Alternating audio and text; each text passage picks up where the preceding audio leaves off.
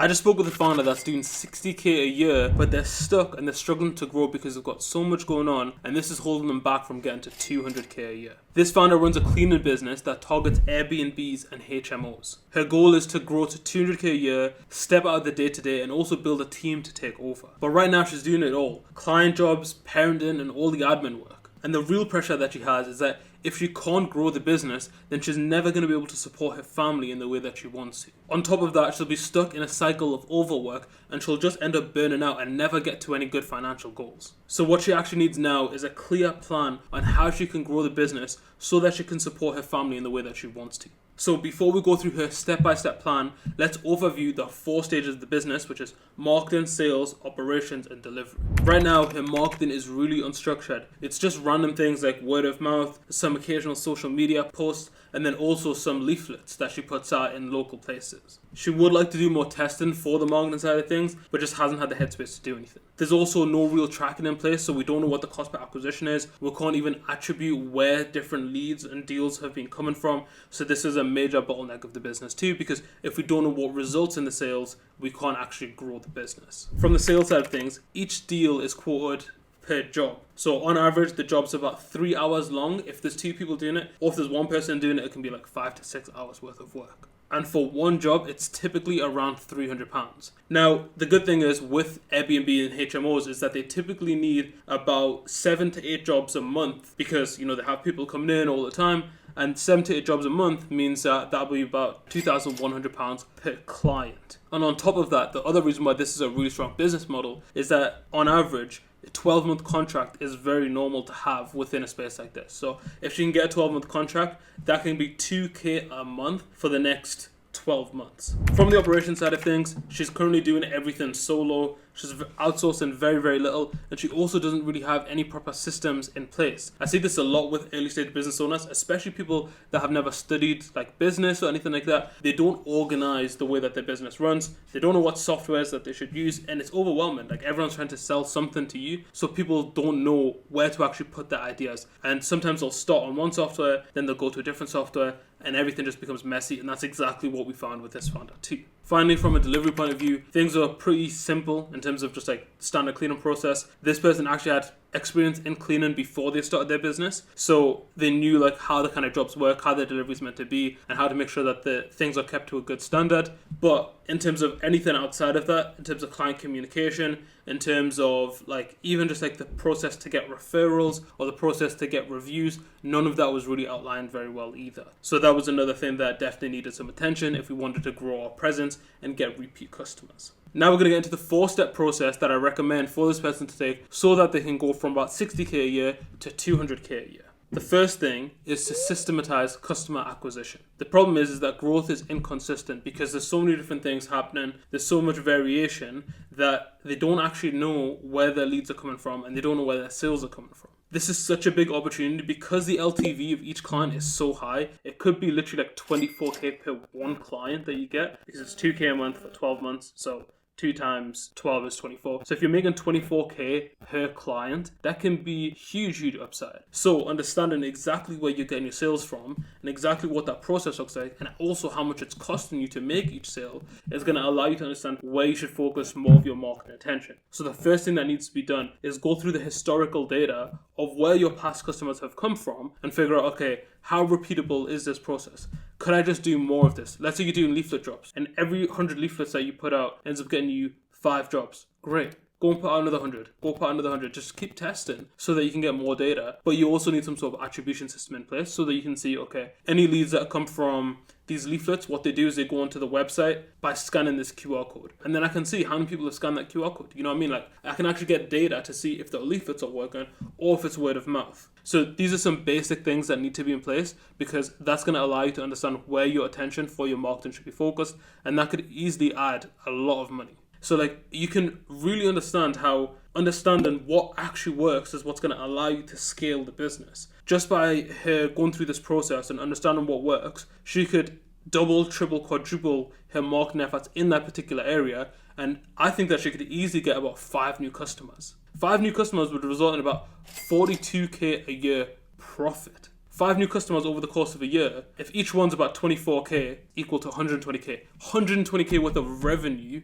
just by understanding where her customers are actually coming from and doubling down on that method. Task number 2 is hire before you burn out. The problem is, because this client, she was doing everything, she literally couldn't think straight, she couldn't focus, and she couldn't even make simple decisions because she was so paralyzed by so much that was going on. As a result, there's a big opportunity cost for you not being on your A game. And this goes for any founder. If you're not mentally locked into what you're doing, if you're not switched on, if you're not focused, there's a cost that you're going to bring onto the business because you're not making the best decisions. So let's say that she does manage to get some more jobs by focusing on the right things in step 1. Then from there, if she signed like 1 or 2 new contracts, what you could say is that I'm not going to increase the profit of the business. I'm just going to increase the revenue of the business and then use that additional revenue to outsource all of my delivery so I have more free time. Profit's going to remain basically the same. Like, you're making more money. Let's say that you get 2 new jobs, which is going to be a total of 50k for the year, and then you hire a cleaner to do all the jobs that this woman is doing. If the cleaner is now replacing all of your workload, you now have much more free time to actually focus on growing the business. It seems counterintuitive because you're like, oh, well, I've just started to make all this money, and now if I hire someone else, then I'm going to cut into all my profit. Yes, but if you don't do that, you're just going to burn out anyways. So it's much better to have a more sustainable business. Just as a side note, as a business owner, you want to optimize for enterprise value, not revenue or even profit, right? Obviously, you want to have revenue. Obviously, you want to have profit, but you want the business as a whole to be an entity that's really strong and powerful. And the way to do that is not by you doing everything yourself, but actually by hiring good talent into the business that can run and manage the business even when you're not there. Now, realistically, if this founder decreased all of her work in terms of the number of jobs that she was doing and she focused on literally just client acquisition, would it be reasonable that she gets another job, 1 job, which is an extra 25k, an extra 2 jobs, an extra 50k? It's very reasonable that happens. So for me, I was like, okay, do this, move away from the business as quickly as possible in terms of like the day-to-day, and then focus all your attention on growing the business, on the marketing side of things, acquisition of new clients, and that's going to give you the freedom that you actually want. And it's going to be a lot less stressful. You're going to be much less likely to burn out because you're not going doing lots of physical, like manual labor. You're also not traveling all the time. You can sit at home. You can maybe just travel to like local places and do some leaflet drops, but it's a lot less strenuous than actually having to do all the cleaning yourself as well. So this was section 2 of like actually hire someone to manage the delivery of the work so you can focus on growing the business. Now the third point of leverage is increasing LTV. And I know you might be sitting there thinking, well, gee, the LTV is already 24k, which is actually really solid. 24k for 1 year is a good LTV. However, what typically happens is that if your LTV, if someone stays with you for a year anyways, then getting them to stay with you for another year typically isn't that hard if you've done a good job within the first year. I think that's a really big untapped potential. Like, there's a lot of money that could be made just by increasing LTV on average to 1.5 years or maybe 2 years. If let's say 50% of people after the first year renew their contract and go for another year, that could increase your LTV on average from 24k to 36k. If 50% of people, everyone pays 24k for the first year, and then 50% of people pay 24k for the second year, which is 12k added to the average LTV. So 36k LTV. That would be really big. That's a big lift in how much each customer makes you, and that could absolutely be a big step to getting this client from 60k a year to 200k a year. So that's a really easy lift that I would spend a day or 2 going through the process of, okay, what does it look like when someone's going towards the end of the contract? What kind of things are we doing to make sure that they renew? What are the steps that we could put in place to make them more likely to renew? Is there a discount that we could offer them? Is there a renewal thing that we can make easier for them? Could we give them a payment plan if they're struggling at that point in the year to pay? Whatever it is going to be. Figure out how you can get someone to sign another 12-month contract, because that's going to be some big money in that. Even if you only got 2 more people to sign for an extra year, that could be an extra 48k worth of revenue. Very much worth the time and effort to add that to the business. Now, the fourth and final point is actually build repeatable operations. So right now, everything is just done from the client's mind. Whatever she thinks is the process, whatever she remembers to be the steps that she takes, that's the way it looks. What I'd recommend is firstly, write out a business flowchart, which looks something like this, which basically says from start to end, this is what happens within the business.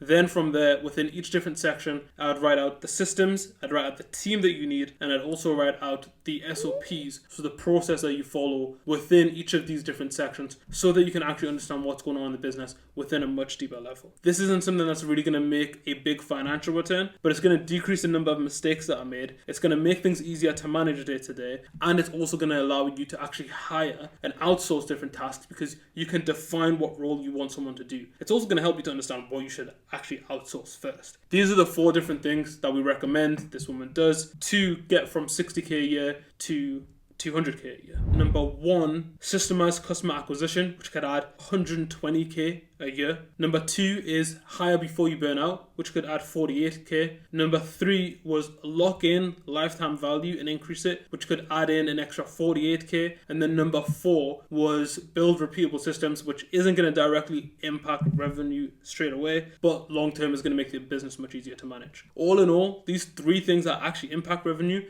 add up to 216k worth of extra business that they can get. So this isn't even taking them from 60k to 200k. This is 60k plus 216k. This is a pathway that I would take to actually grow the business. It's what I think is actually sustainable, and it's actually going to be manageable to allow her to not lose your mind in the process, because a lot of the time in business, things can get really difficult, they can get really confusing. So having a step-by-step roadmap of like, just follow these things is the easiest way to actually guarantee the success that you want to have. If you enjoyed this, then definitely check out the other episodes that we've got out. Thank you very much for watching. Do subscribe, do like, and if you want to have us review your business, just go to the link in the description, apply to be on the Lions Den itself. You can either come on camera and you can talk to us, or we can just do exactly what we did here and build you a custom roadmap on exactly what we do to grow your business. That's it from me. Thank you very much for watching, and I'll catch you guys on one of these videos.